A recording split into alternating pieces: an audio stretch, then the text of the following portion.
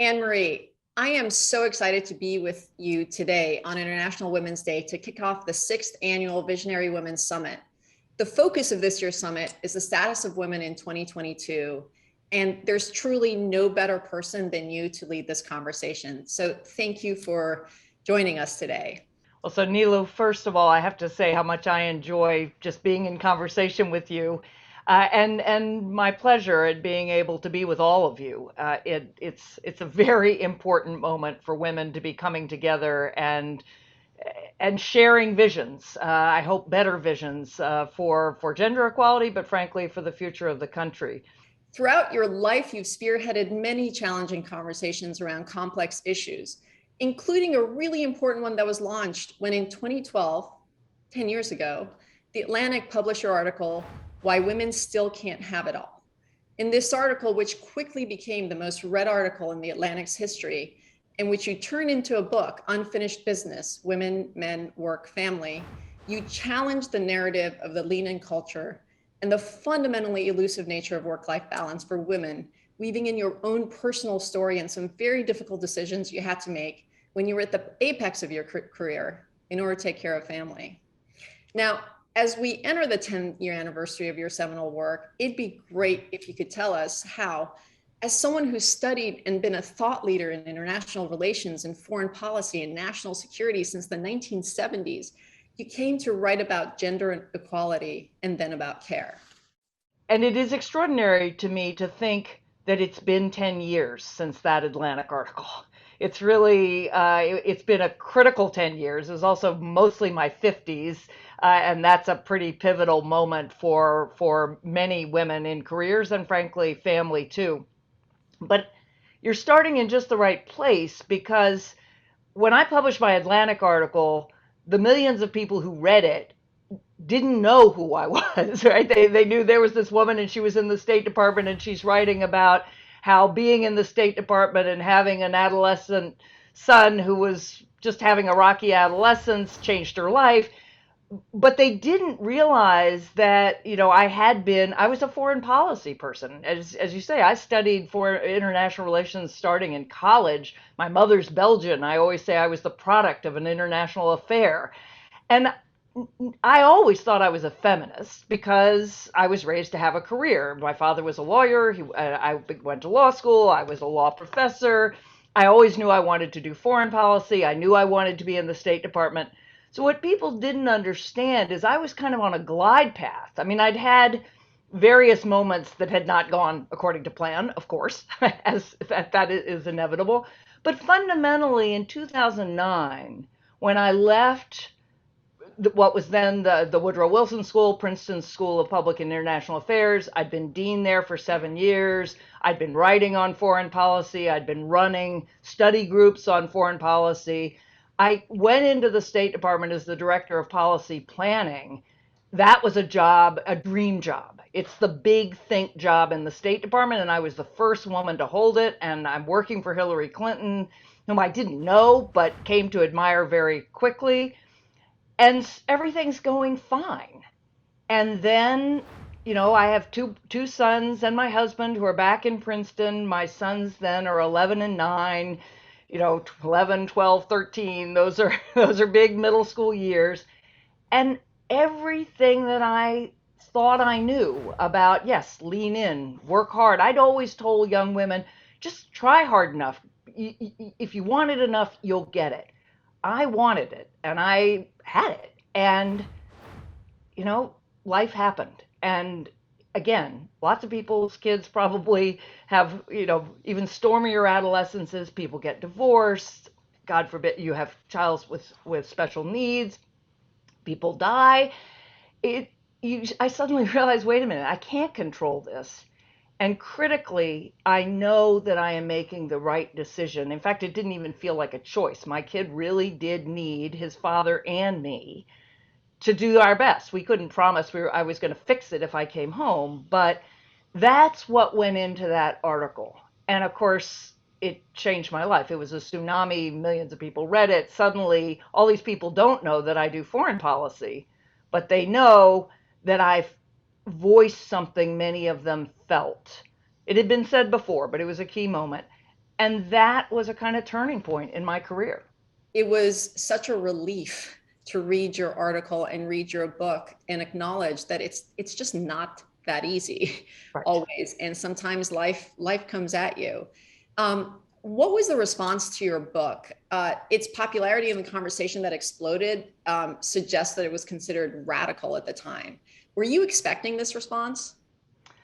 No, I mean, so again, the article's 2012, and nobody expected that response either because, people had written that article before. People had written that article in 1989 and 1999, and here I am writing it in 2012. It was not news that it was hard for women. I think what was news was that was very successful. I wasn't somebody who wrote usually on gender, and I'm suddenly saying, we need to rethink because I've had every advantage and I still had to make a choice that most men don't have to make. And that's part of the issue. And that then plunged me into this really false debate with Sheryl Sandberg. I mean, it wasn't that I don't think you should do a lot of the things she was arguing. I do. And I had told people, but I was basically saying it's you don't control a lot of this, and you shouldn't blame yourself when life happens to you. And obviously, Cheryl understands that as well as anybody does now. That next 3 years, between 2012 and 2015, when I published Unfinished Business, that was revelatory for me because I went into those 3 years thinking everybody should have a career who can have a choice, and the work my father did is more important than the work my mother did. My mother was a homemaker, a stay-at-home mom. She was also an artist, but not till later. I kept thinking about this, and I came out thinking, wait a minute, we've got this wrong. As feminists, and this is mostly white affluent feminists in the 70s, 60s, 70s, 80s, we're trying to be our fathers, and we're downgrading the work that women have always done. And yet, I wouldn't be standing here. I would not have the life I have. I wouldn't have the support I have if it wasn't for the work of my mother. And that work of care, that work that, I mean, we're both mothers. We're investing in our children. We're investing in the future of the country to begin with. It's really important work. But it's the work that human beings need to grow and flourish, but frankly, we also need to be connected to others. So after those 3 years, my book was saying something quite different than the article. It was saying we need to elevate the value of care, and only when care and competition, which I just used to capture care and career, are valued equally, will we get to gender equality. So if we fast forward to today, or even let's start 2 years ago when the pandemic hit, that's been a really interesting shift in terms of how it's impacted women, how it's impacted the importance of caregiving in both very positive and very negative ways. Where are we right now? Well, in some ways, we've clearly taken a couple of steps back. We actually haven't had a she session. There was the idea we thought that many more women had quit their jobs than men. That was initially true because in the April of 2020, when suddenly kids are at home and school's gone online, yes, more women dropped out, but also there are more women in hospitality. And the restaurant industry, the hotel industry, those were the hardest hit. So it looked like it was disproportionately affecting women. Overall, that wasn't true, but what then became true, and this is more insidious, many more women went part-time, many more women again refused promotions.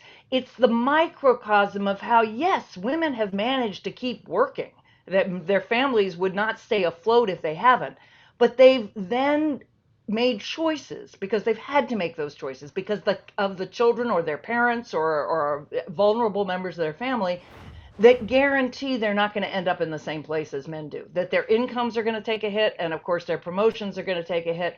And when you saw that collapsed into those 2 years of the pandemic, and unbelievably, you saw that liquor store workers were essential workers, but daycare workers weren't.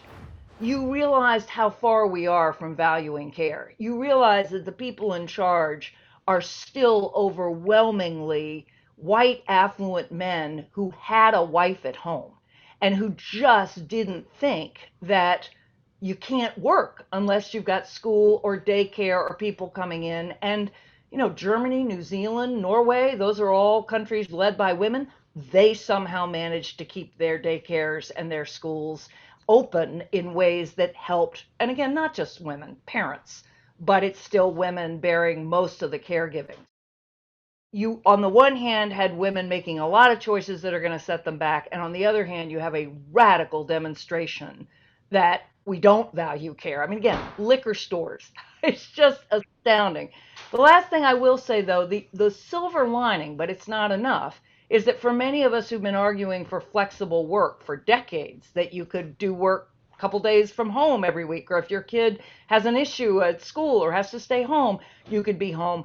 That we've proved, but staying home with a child for a couple days or a week is not the same as homeschooling and having, your children there while you're trying to do what we're doing right now. If the pandemic doesn't highlight the importance and value of providing care, what will? What is it going to take for the social norms in this country to change so that we can embrace the importance of that and create an environment necessary for everyone to thrive? Yeah. I mean, this is, the rage of so many women over these past 2 years, and the rage plus exhaustion, right? So that many women, felt like, how can this be? But they're so unbelievably busy trying to juggle everything. And again, if you were an essential worker, let's say you're a healthcare worker, so daycare workers weren't essential, but healthcare, yes, then you also had to be juggling, trying to get your family taken care of while you were the essential worker. I think, honestly, I've come to think we're not going to change it until we put caregiving parents in power. That isn't just women, and not all women have kids. Almost all women have some caregiving responsibilities. And as we get older and our parents need us, but again, there are so many people in our society who need care. You just can't have people making decisions for whom all of that is invisible labor, unpaid invisible labor. And of course, even when we have daycare, we pay daycare workers less than dog walkers and, again, bartenders. So I truly think the long-term change, if we really want to build an infrastructure of care, you can make all the economic arguments you want. You have to have people in power who realize this is first front of mind, right? Front of mind, as it would be for you and me. I remember snow days when I was a dean, and of course Princeton kept going, but the schools all closed, and I'm there with two toddlers. My husband was commuting for a while back to Harvard, and I'm thinking, what am I supposed to do here? Do I put them on a sled and take them? So, but for the people who create snow days, that just, or the people, it was more the people at Princeton who should have said, fine, if the schools are closed, you don't have to come in. I used to hide my kids in the office and close the door during snow days because that was my only option. Um, we've seen the president struggle with the infrastructure bill, paid family leave, and Build Back Better agenda. Have these issues become polarized and politicized? And it seems to me that they're fundamentally not political, but humanistic. And it also seems like potentially they've been pulled into sort of the bigger polarization that's going on in society. Yeah, there's no question that they have been polarized in ways that is terrible for us, and terrible for us relative to our peer countries. People come from other countries in Europe or Asia, and they realize we don't have paid family leave, right? And they think, what are you supposed to do? You're going to give birth and go back to work, 2 days later? They're incredulous. And the same without a really good system of high quality, affordable, accessible daycare, elder care for again, daycare not just for children, but from whoever needs it. So really, I think of it as a national security matter, almost, in the sense of our prosperity and how we invest in the next generation. One thing I think that would help, though, is that so often it's been career women versus stay at home moms. So, what we have to do is to think this is about paid or unpaid care. So, if you are the caregiver in your family, you're a woman or a man who is staying home to invest in again, the next generation of the country, you should get Social Security. Your work should be counted as part of our GDP, because a lot of this, all the way back to Richard Nixon in 1971, where we almost passed universal child care with the support of both parties overwhelmingly. Pat Buchanan convinced Richard Nixon that this was the left's way of destroying the family, getting women out of the home, and having some kind of socialist daycare system. That's ridiculous. Family daycare is great as long as, we're sure it meets safety standards. Uh, Having kids in your home, you being the primary caregiver, that's great too. It's not an either or. It's valuing care however it's provided to enable parents, and again, caregivers, to do what they need to do. And I think that framing is very important politically. This is such a critical issue, and I'm just sitting here thinking, please run for president so you can make this happen. One of the other things that you had, one of the recommendations you had made in your written work was the importance of making primary caregiving cool, Yeah. so that it doesn't sort of have this gender stereotype that's attached to it. Have we made it cool yet? What do we need to do to make caregiving cool? Yeah. And this is as much to women as it is to men. It's cooler, and it really is striking when you look at many very successful women, certainly CEOs, and they have what I call lead parent spouses, and that is often opposite sex, but it can be same sex. But the idea of being lead parent has helped. And indeed, in This Is Us, the TV show, one of my friends texted me. She was watching and she said, somebody's being a lead parent. A man was being a lead parent. I think that really helps. I think emphasizing the value to men of having really much closer relationships with their children. And obviously, I'm very close to my father, and he was not there. I'm not saying you have to, but I will say my son's relationship to my husband is much more like traditionally a mom relationship. In other words, they turn to him when they need things. And we all like to be needed. And in fact, often you see as people age, it's the moms that have the deeper relationships with the family, because the man's been at work. And so you want to start talking about what people get instead of just what they give. And the other thing is, and I've seen this with my own sons, one of my sons is a great cook because my husband's the cook. And, his girlfriends really, they think that's cool. They really think that, having a man who's as competent in the house as he is wherever else he might be is the sign of just a competent person, and a man who is just like somebody being handy. So I think a lot of what has to happen is that we as women reframe how we talk about masculinity, how we talk about competence, how we have our expectations. And again, we have to fight our own sexism because we do have a kind of, oh, I've got it. I somehow magically know what to do with the baby. I didn't. My husband and I he read everything. I kind of winged it, but we were equal. It's interesting you say that because a few of my also working mom girlfriends and I talk about how we're the adjustment variable, and anything that has to happen, we just take it on and we get Yep. it done. Yep. But you're absolutely right that we're just playing back into this Totally. gender stereotype when we do this, and we're enabling something that maybe isn't positive.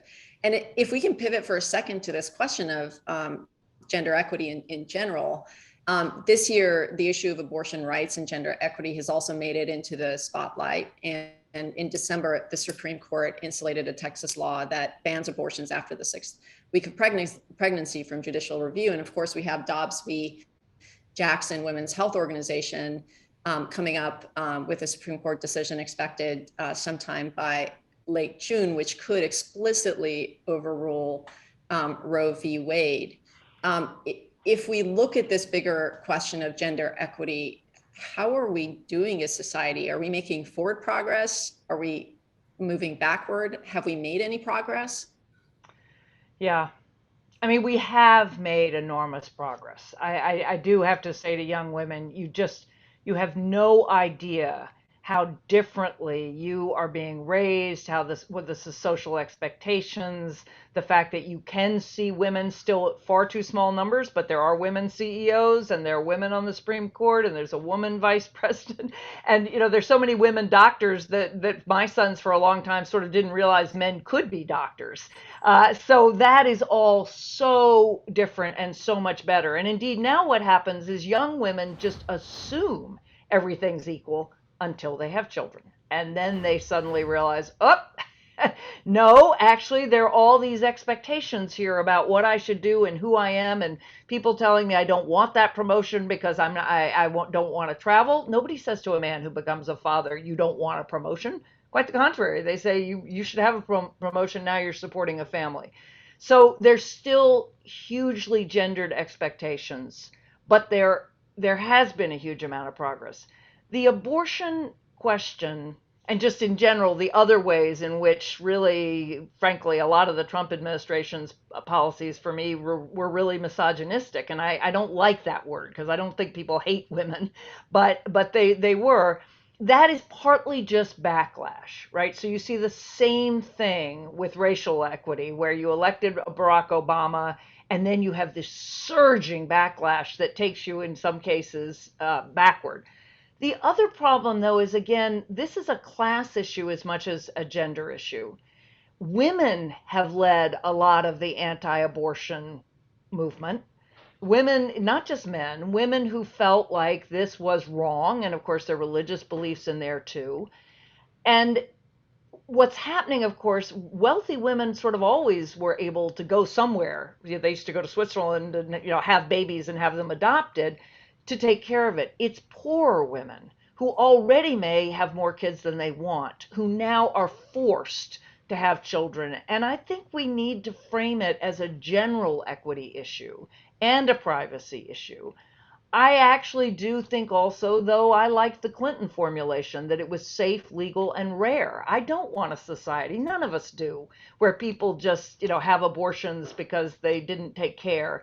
So I do think we're going backwards there. I think there's no question that a society in which women cannot control their bodies is worse. But I again think there's a lot of the ways we have to rethink about how we frame this issue that probably will help us make a lot of progress on the state level and then maybe again at the national level. So speaking of that, how do we elevate this concept of having this humanistic lens on all the decisions we make from a government perspective, including foreign policy, national security, international relations?